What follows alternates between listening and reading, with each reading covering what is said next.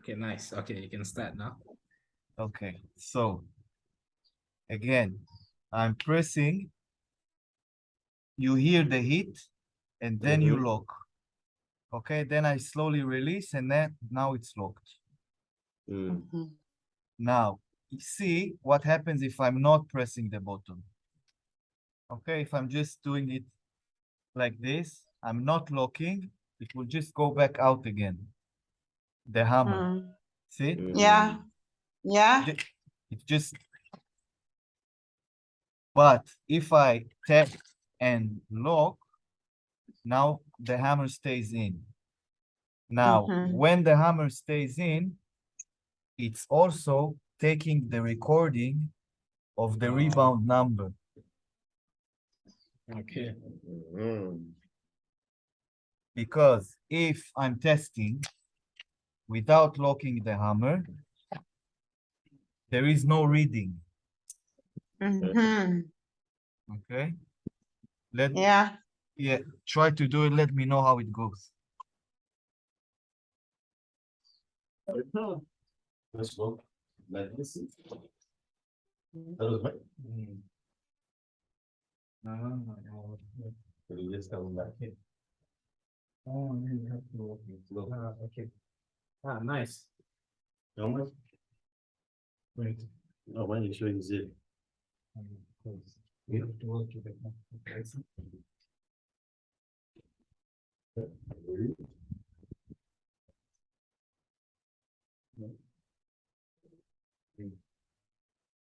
Wait. What do you get? Yeah.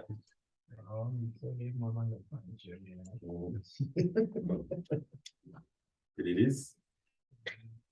What it is. Yeah. Yeah. That's it. Another one.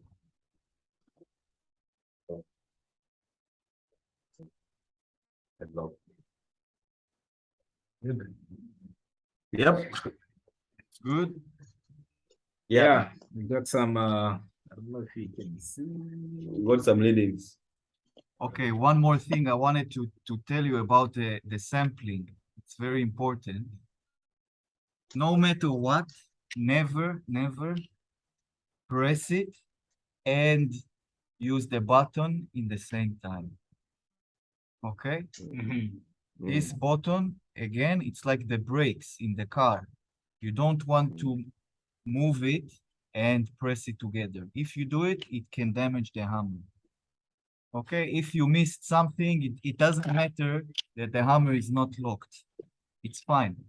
But once you want to take a sample and take a reading, you press and then you lock it. Okay? Okay. That's the most important thing. The hammer never move. The hammer never move together with the brake. Okay, now let's talk about the interpretation of the reading.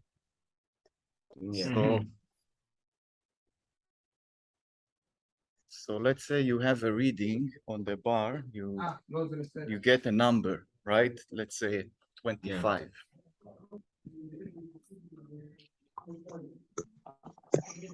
You have to do 21. Then you need to, the next stage is to correlate 22. Number 22. 24, 22. Okay. the next stage is to correlate the rebound number with the actual strength. Okay? Yeah. Now, this is why you have the graphs. You see? You have graph and you have 3 lines. Each line represent a different position of the Schmidt hammer. Now it makes sense. Why? Inside this Schmidt hammer, there is a spring. So agree with me that if you are testing this way, it's different if you're testing this way or this way. So you have 3 positions: horizontal, vertical towards up and vertical towards down. Okay, so you have a different correlation for each position. So you can see that horizontal is A, Mm-hmm. B it's vertical towards downwards, and C vertical upwards. Mm-hmm. Now you do the correlation. Let me share the screen so you will see the graph on a big screen. Can you see the graph that I'm pointing at? Yes. Yeah. So this is what you, this is about what you have on your Schmidt hammer. Now the X value, the horizontal axis, it's the rebound value. Let's say you got 30 on the rebound value on the Schmidt hammer, okay? Mm-hmm. Now, which we tested horizontal, right? So it's the middle, so it's the middle line. So you go hit the middle line, okay? So now I know that the correlated MPa is 20. 20. Okay? Yeah. If let's say we got 35 rebound number. This is 35 rebound number. Again, I'm going up. It touches this graph here. So now I'm going to the y-axis. I know that it's about 26 MPa.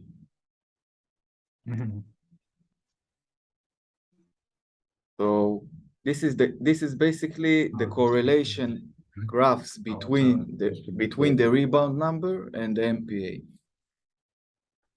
Average. That's to be taken. If you were testing a ceiling from below, testing it like this. If you are testing it like this, you seeing what I'm doing? Mm-hmm. No. Yeah. What position, what graph shall you use? What position? See. See. Exactly, this position. Yeah. And then let's say you have a rebound number of 30. Then you go up and you say, okay, I hit the graph here. Okay. And then it's about, let's say, 12 MPa.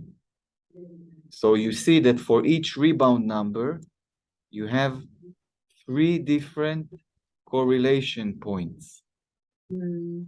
So you always need to understand what position you're using the Schmidt hammer, if it's horizontal, and so on. Okay. So enlightening. Now, the next question is how many samples you need to take in order to, right? So as we said, it's basically a tool of a hammer and a spring. That's it. So it correlates the rebound of the spring to the MPa. Now, according to the British standard, you need to take at least 10 samples to make and then make an average. But what I'm saying, when you use the Schmidt hammer, we're not doing it as like a lab, okay? You're not going, because to do it like a lab and to do it according to the code, you have a lot of procedure. If you need to test a column, you need to test the column in 3 different areas. You need to make like a bunch of sampling around one area, at least 10, make averages and so on. Good afternoon. For us, it's more of an estimation tool. Okay, you want to understand if the concrete is okay. Okay. So Yes, if you have the time and you're standing in front of a column and you want to understand if it's good, take 5, 6 samples, right? And then make a quick average. Now you can also make an average of the reading itself, not of the correlated MPa. What I mean, when I go to the site, okay, when I go to the site and I let's say I want to check a column, okay? Are you with me? Yeah. Yeah, we're here. So I'm on the same position, okay? Testing 1, 2, 3, 4, 5, 6, you know, taking few samples in a slightly different positions, and each time I look at the reading. So I see 30, okay, second one. I see 32, take another one. 34, take another one. 28, take another one. 31. Then I say, okay, the average of my testing is about 30, 31. Then I do the correlation and say, okay, this column is about 24 MPa. This is like quick and dirty, you know? The reading. Yeah. Yeah. You I stay think in that's the a good same trick.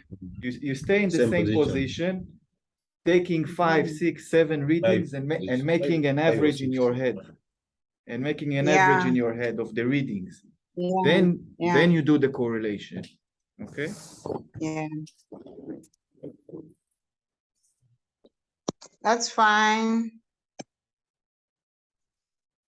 Perfect. Okay. Yeah. Thank you. Have a good luck and One other thing, sorry. One other thing. For Mhm. our 2021 projects, we have some that have hit 12 months, meaning end of defects liability period. So in the coming weeks, we'll be assessing together with the contractors for Keith and Dipiana to pay off the 5% retention fees. Okay. Okay. Sounds Yeah. good. So you can try the Yeah. Schmidt hammers also. One more thing. Yeah. One more thing about the Schmidt hammer. Very important thing. If you use the Schmidt hammer against plastering, Yeah.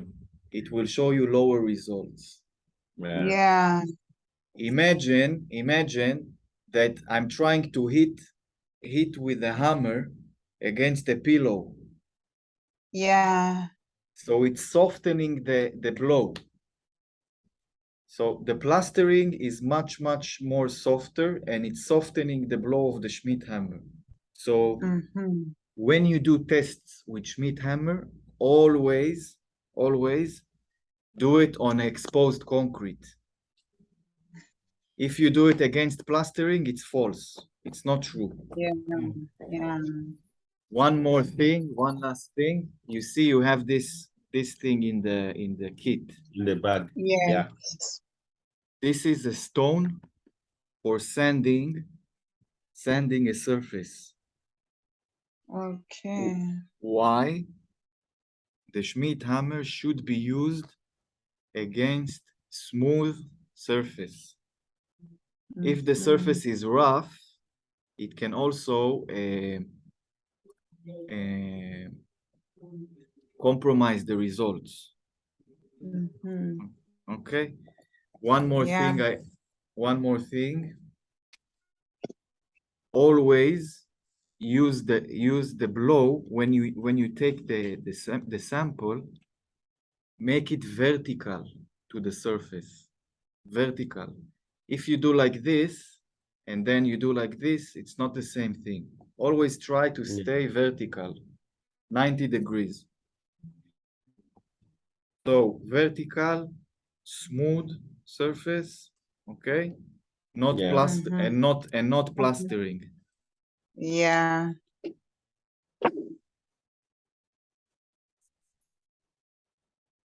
Okay. Thank you so much, Morty. Thank you guys. Have a good luck. Let me know how it goes with the Schmidt hammer. All Sure right. thing. Did you know what how it Thank goes you. with the Schmidt hammer and then Pango case? Okay. Sure. See you.